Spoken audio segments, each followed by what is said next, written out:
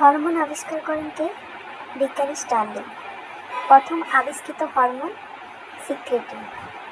উদ্ভিদ হরমোন কয় প্রকার? 3 প্রকার। Auxin, জিববেরেলিন, cytokinin. IA এর full form indo acetic acid.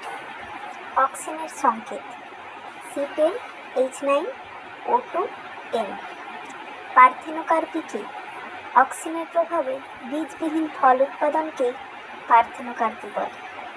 জিববেরেলিন এর রাসায়নিক নাম কি? জিববেরেলিক অ্যাসিড। একটি নাইট্রোজেনবিহীন হরমোন এর নাম জিববেরেলিন। নারকেলের তরল শস্যে বা ডাবের জলে কোন হরমোন পাওয়া যায়?